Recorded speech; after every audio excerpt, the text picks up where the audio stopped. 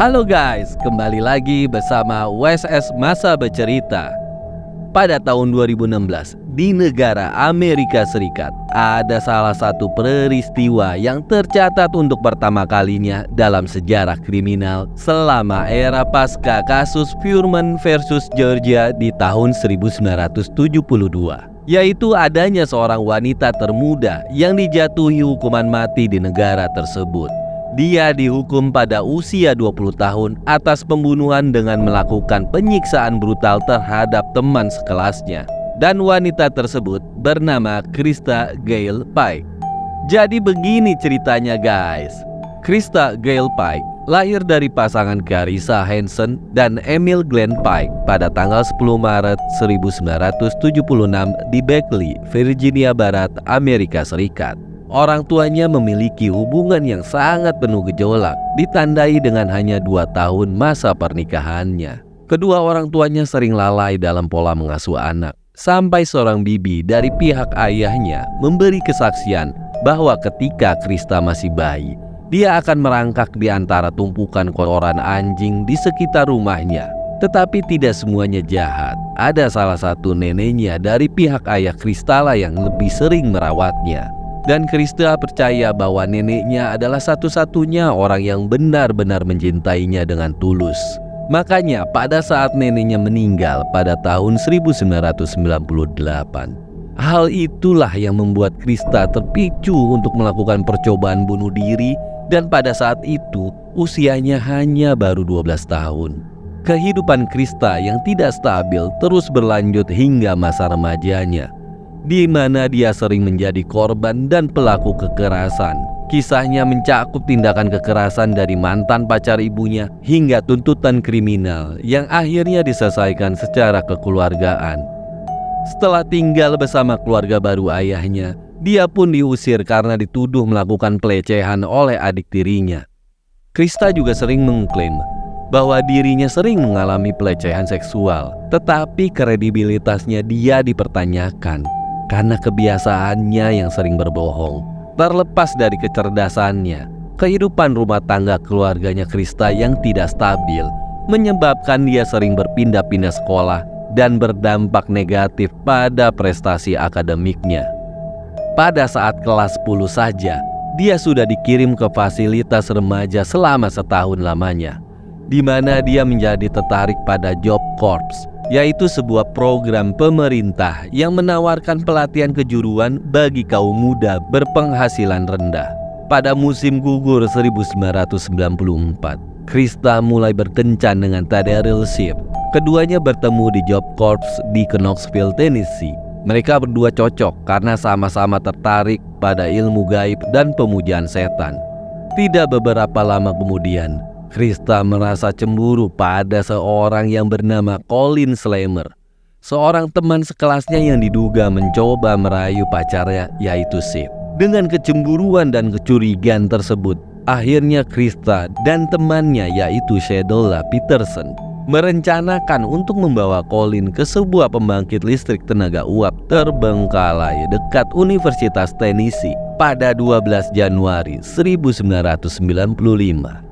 Krista, Shipp, Peterson, dan Colin meninggalkan asrama untuk menyelesaikan masalah yang terjadi pada mereka dengan menawarkan ganja juga pada Colin. Setelah sampai di lokasi terpencil, Colin pun diserang oleh Krista dan Shipp. Sementara Peterson bertindak sebagai pengintai. Selama 30 menit berikutnya, Colin diejek, dipukul, dan ditebas dengan pentagram diukir di dadanya. Di akhir penyiksaannya, Krista menghancurkan kepala Colin dengan sebongkah pecahan aspal dan menyimpan potongan tengkoraknya sebagai piala. Krista pun memamerkan potongan tengkorak itu di sekitar sekolah. Karena kenarsisannya, dia pun ditangkap dengan bukti-bukti yang menunjukkan bahwa mereka semua bersalah. Krista mengakui penyiksaan dan pembunuhan Colin setelah penangkapan, walau mereka tetap bersikeras bahwa mereka hanya mencoba menakut-nakutinya dan semakin lama menjadi tidak terkendali. Oke guys, kita masuk ke penyelidikan. Selama persidangan Krista, Jaksa penuntut dibantu oleh bukti-bukti substansial dan pengakuannya menuntut Krista untuk didakwa melakukan pembunuhan tingkat pertama dan konspirasi untuk melakukan pembunuhan berencana.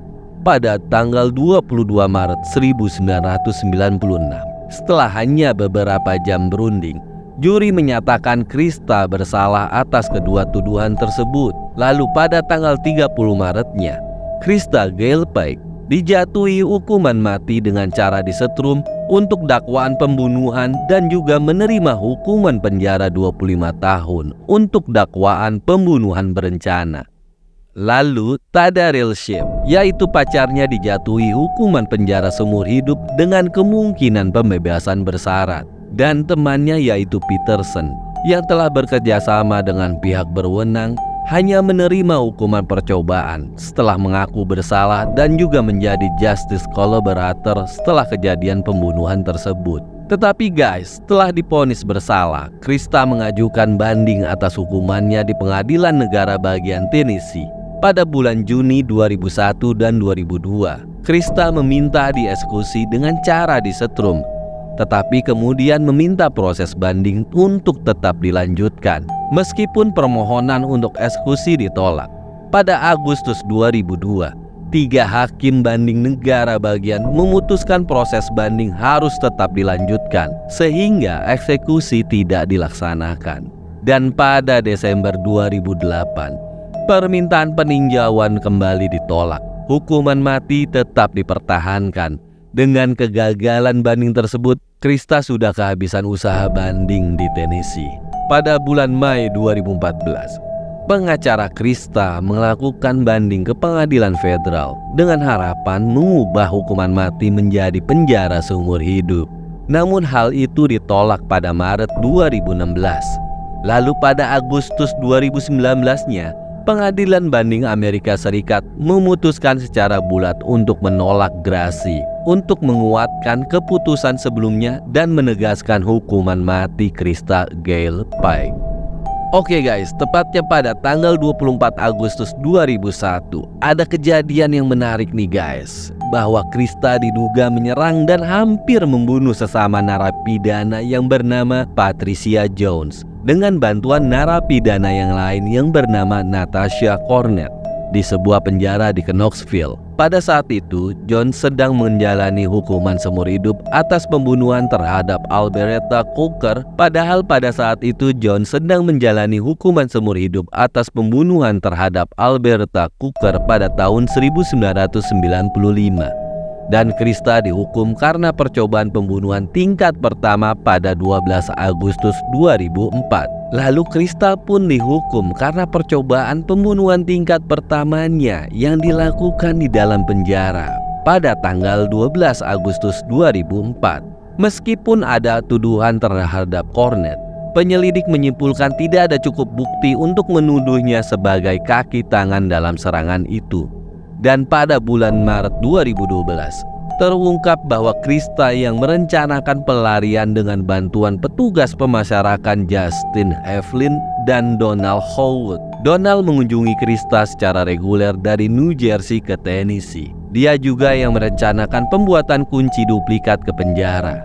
Rencana pelarian itu akhirnya terbongkar berkat investigasi oleh Departemen Pemasyarakatan Tennessee (TBI) dan Kepolisian Negara Bagian New Jersey. Meskipun Krista tidak didakwa terkait upaya pelarian tersebut, tetapi Donald dihukum 7 tahun penjara.